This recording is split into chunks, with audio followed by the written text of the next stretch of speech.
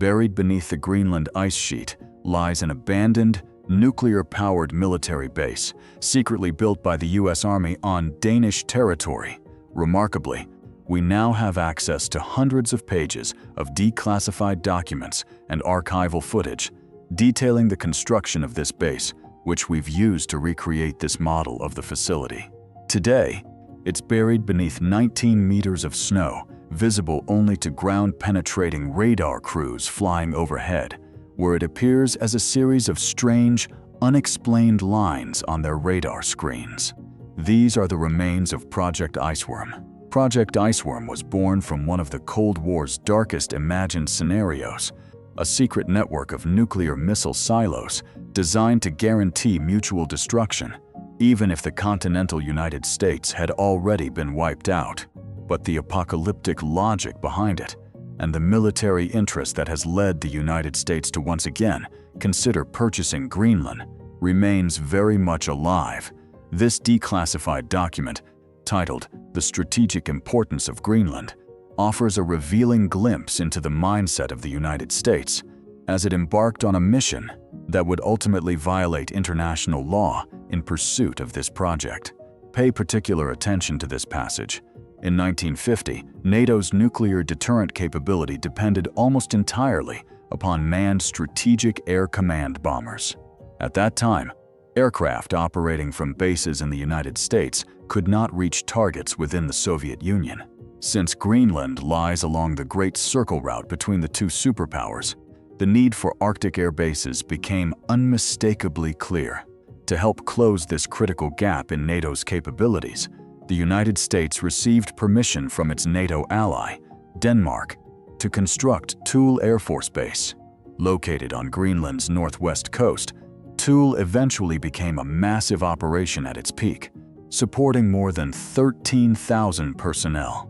It was a hive of activity in an otherwise desolate landscape, keeping early warning radar systems operational, while supporting a fleet of B-47 Stratojets that regularly flew reconnaissance missions over the Soviet Union. That also made it the ideal logistical hub for Project Iceworm by air and sea.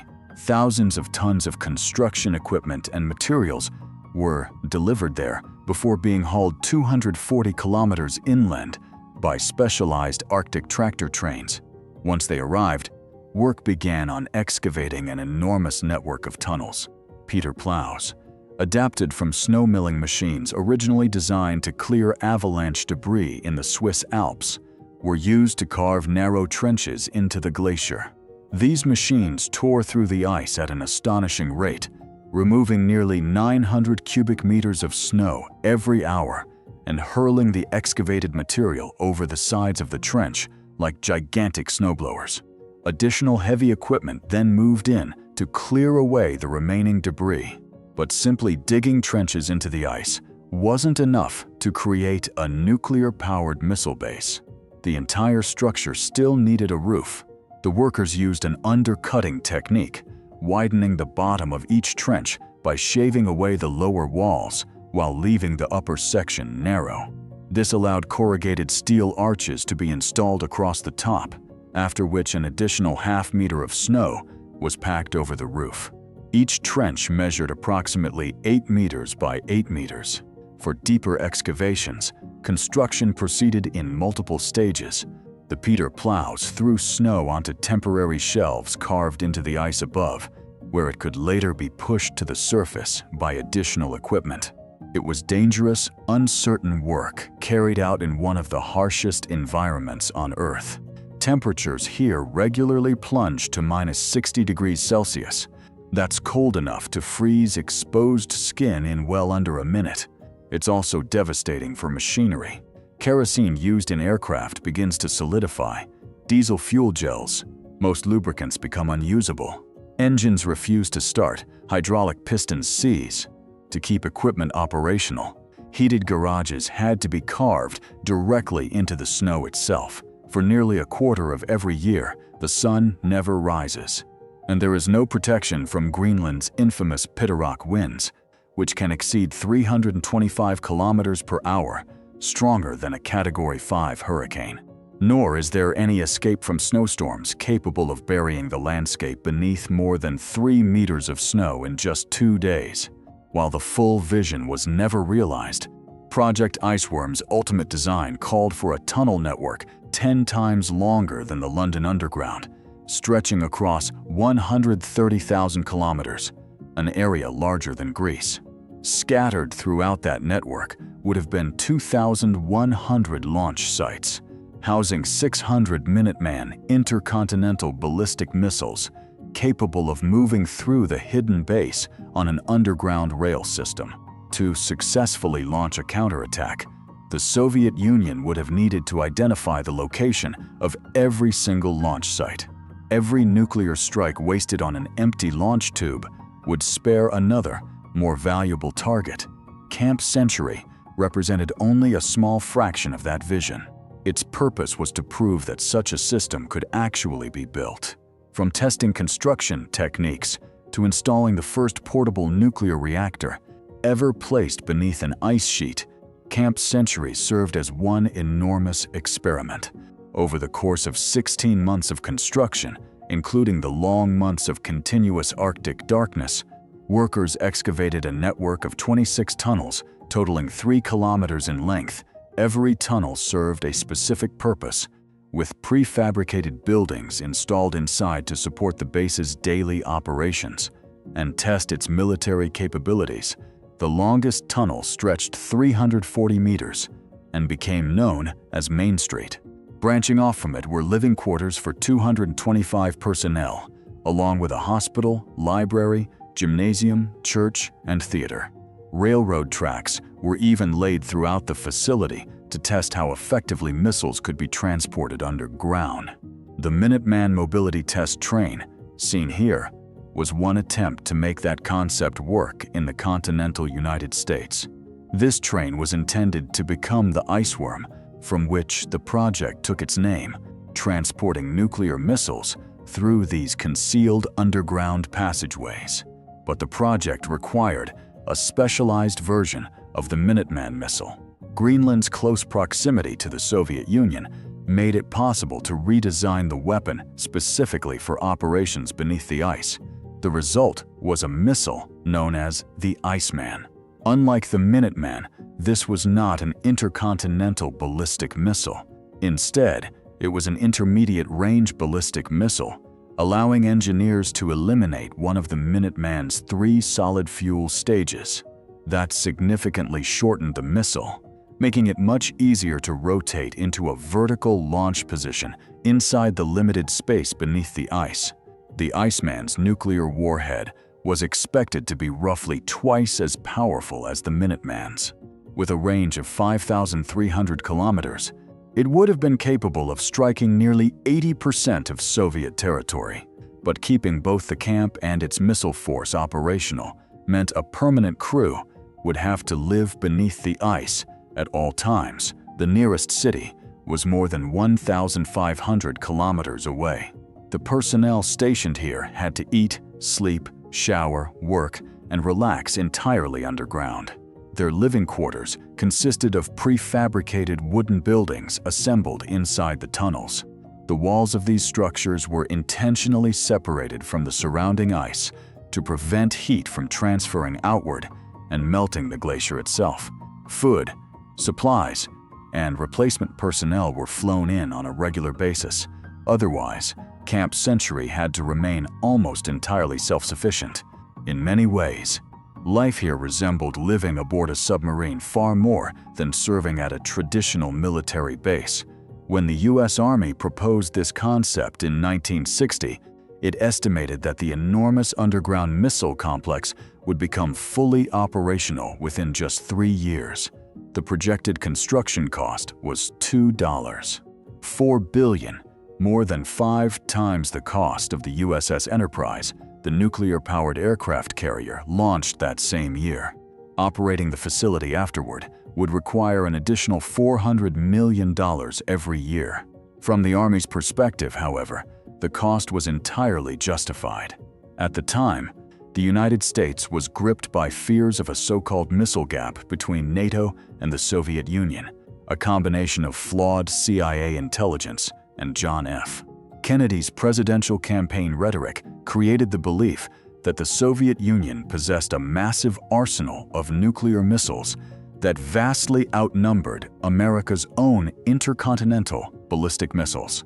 Widely circulated intelligence estimates predicted the Soviet Union would possess 500 ICBMs by 1961, increasing to 1,500 by 1963, while the United States was expected to have only 130 by that point. Faced with what appeared to be the possibility of a devastating Soviet first strike, there seemed to be no practical way to defend against so many incoming missiles. The only viable strategy was deterrence, maintaining the ability to launch a devastating counterstrike. The question was how to guarantee that capability. The U.S. Navy answered with fleets of ballistic missile submarines patrolling the world's oceans. Then, in 1960, those submarines received a major technological leap forward. After billions of dollars in development, the Polaris submarine launched ballistic missile entered service. For the first time, Navy submarines could launch nuclear missiles without ever surfacing, dramatically increasing both their survivability and their lethality. The U.S. Air Force, meanwhile, relied on its fleet of B-52 Stratofortress bombers. Fast, nuclear-armed, and capable of striking targets over distances exceeding 14,000 kilometers, they formed another pillar of America's nuclear deterrent. To strengthen that capability even further, the Air Force launched Operation Chrome Dome. Under this program, fleets of B-52 bombers remained continuously airborne, flying non-stop missions from bases around the world so that, if nuclear war erupted, some bombers would already be in the air and ready to retaliate immediately. The operation continued for 7 years, ending only after a series of accidents in which B-52s repeatedly crashed while carrying live nuclear weapons. But that's another story. That left the U.S. Army. And the Army wanted a role in nuclear deterrence every bit as significant as the other military branches. Project Iceworm was its opportunity. It promised the Army its own strategic nuclear missile force, along with a massive underground fortress from which to deploy it. There was just one problem. Denmark maintained a policy of avoiding unnecessary provocation of the Soviet Union along its borders. It also prohibited the stationing of nuclear weapons on Danish territory, fearing such a move would transform Denmark into a primary target in the event of nuclear war while further escalating Cold War tensions. That concern became painfully obvious during the Cuban Missile Crisis in 1962, when the Soviet Union attempted to place nuclear missiles on America's doorstep. So the U.S. Army placed its hopes on keeping the entire project secret, believing that concealing it would prevent provoking the Soviet Union, which, if you think about it for even 5 seconds, quickly becomes obvious isn't how nuclear deterrence is supposed to work. Trying to keep something this enormous hidden required an equally enormous source of power. Anything other than nuclear energy would have meant a constant stream of fuel shipments, far too conspicuous for a project that depended on secrecy. That didn't stop them, however, from hauling 110-ton diesel fuel tanks across the Arctic on a 70-hour journey to Camp Century, where they powered generators and heavy construction equipment. And so, deep beneath the ice, they built a nuclear reactor. The U.S. Army documented the entire process in extraordinary detail through both film footage and a 164-page technical report. This was the PM-2A, the world's first portable nuclear reactor. It was a 1.5 megawatt reactor, specifically engineered to be transported in 37 containerized modules. The components began arriving at Toul aboard this ship during the final phase of Camp Century's construction. Studying this project completely changed the way I think about nuclear reactors. A nuclear power plant is actually a remarkably simple machine, provided you ignore everything that can possibly go wrong. At its core, all you really need is a nuclear heat source. In this case, That meant extremely high purity uranium-235, shown here being handled with every piece of safety equipment the US military could provide, to keep the reactor as compact as possible while maximizing the time between refueling operations.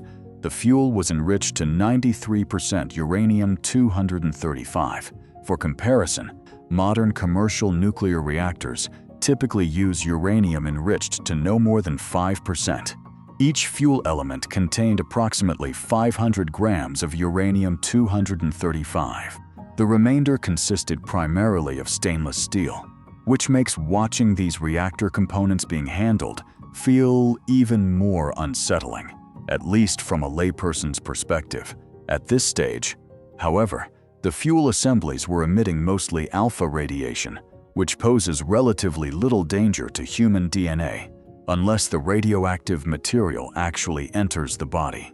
The greater concern was something else entirely, because the fuel was so highly enriched. Simply placing too many fuel rods too close together could cause the reactor to become critical.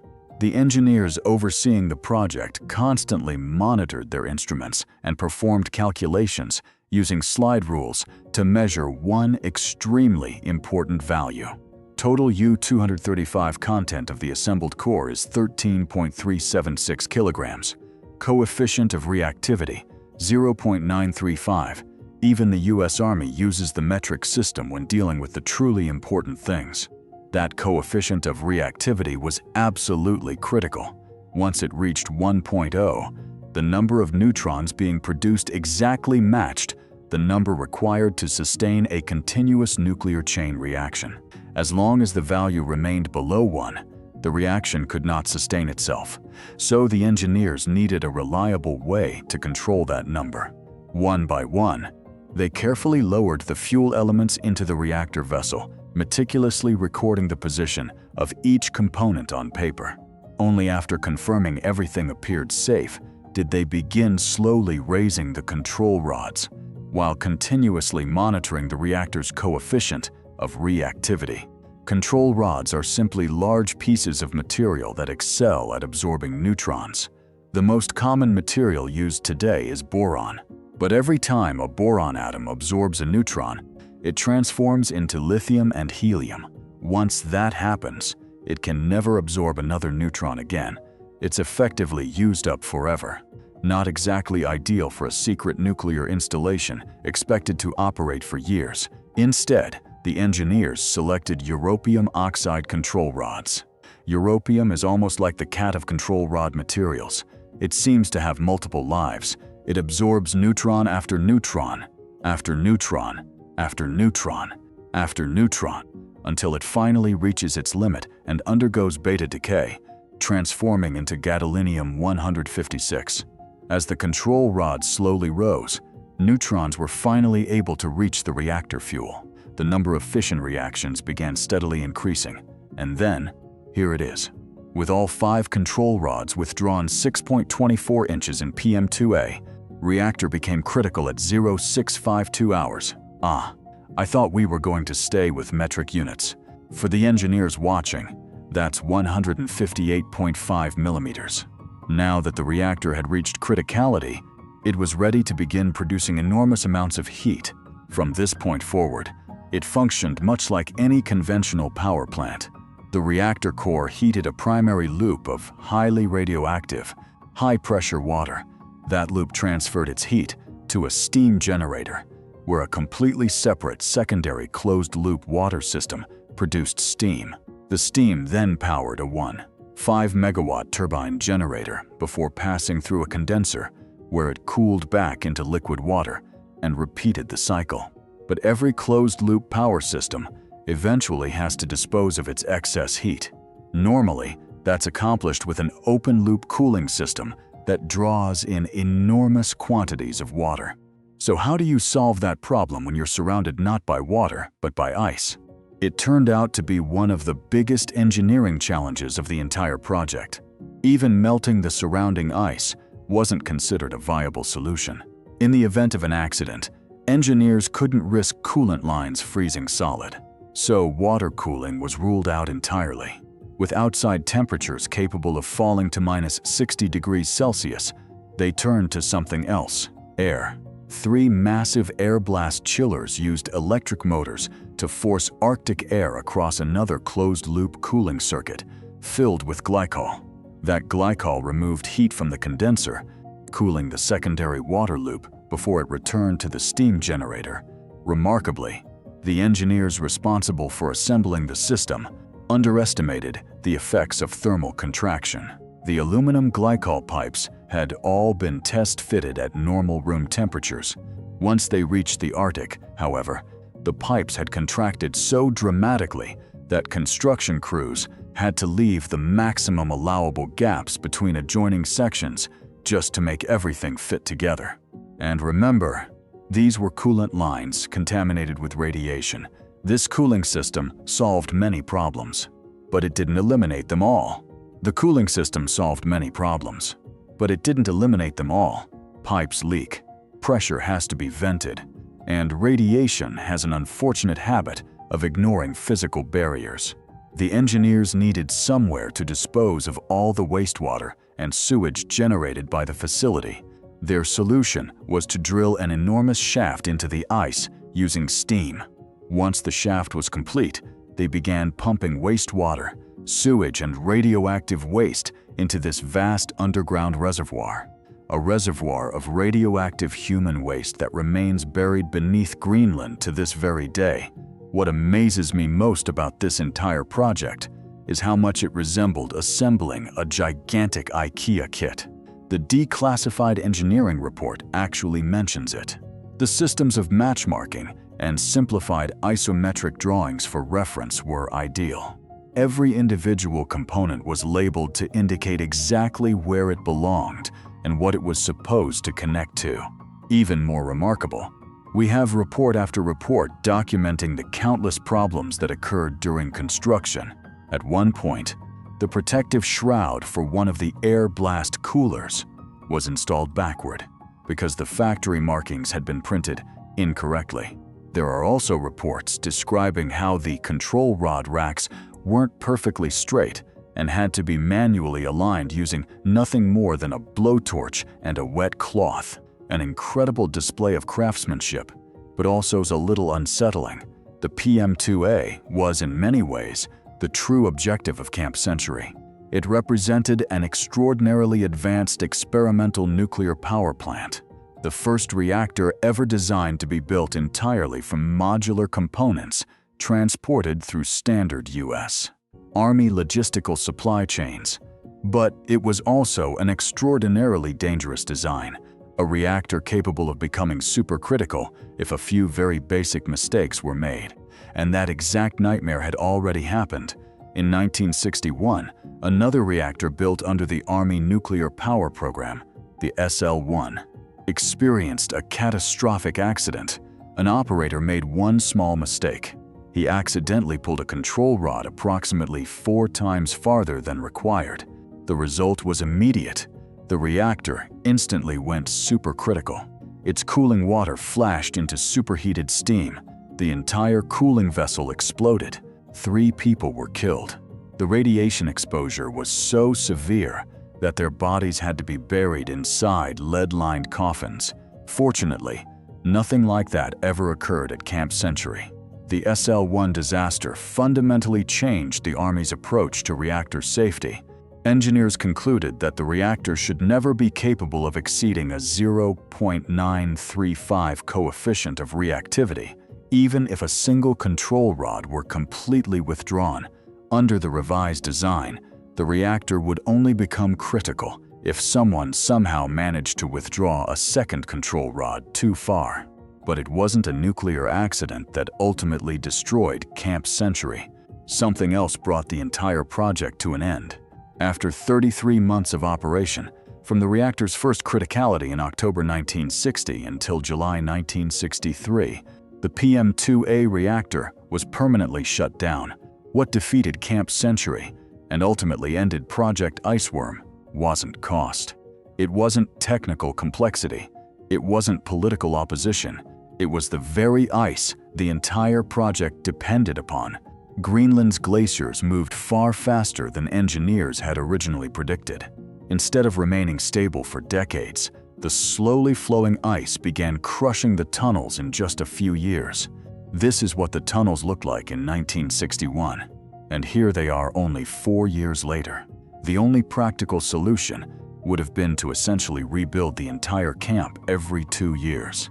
Even during routine operations, Camp Century personnel were already forced to shave nearly 2 meters of ice from the walls of the reactor room just to prevent the surrounding glacier from crushing the equipment inside. That level of maintenance might have been acceptable for a relatively small scientific outpost, but the U.S. Army had absolutely no interest in repeating that process across the full-scale vision of Project Iceworm, a missile network stretching across thousands of kilometers.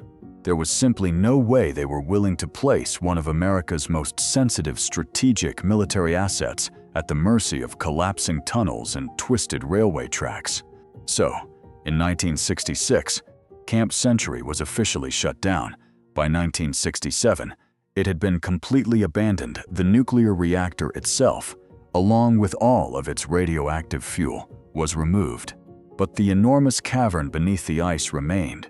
Inside were 24 million liters of radioactive human sewage, along with another 200,000 liters of diesel fuel, all permanently sealed beneath the Greenland ice sheet. Or at least, that was the assumption.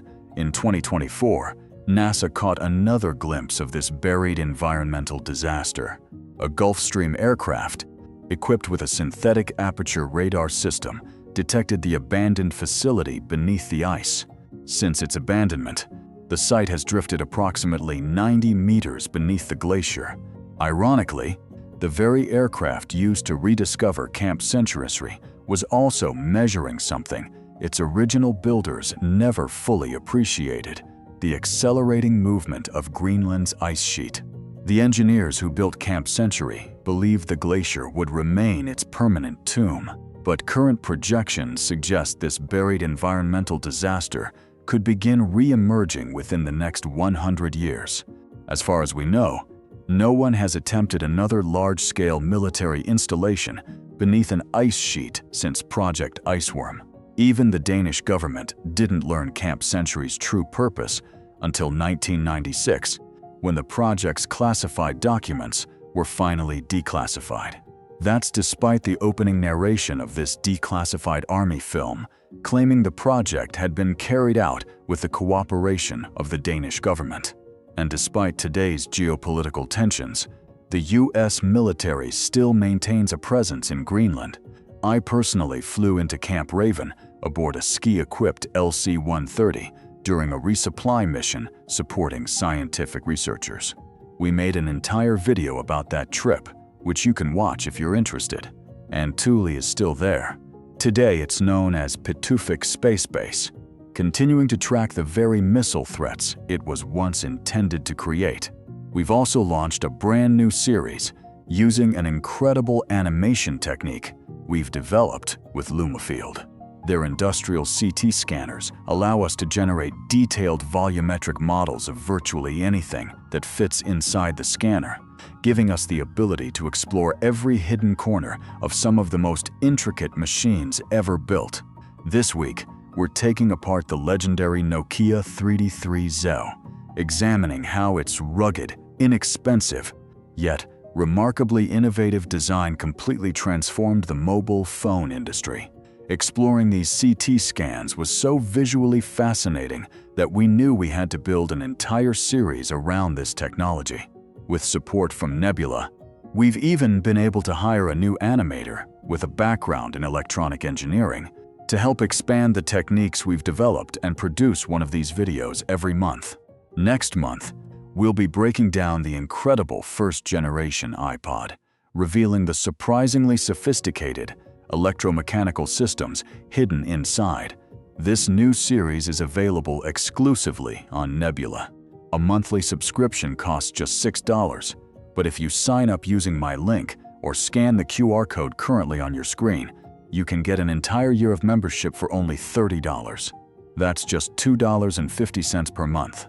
Right now, we're treating this series as a pilot project. So, if you'd like to see us continue making more episodes like this, now is the perfect time to support it.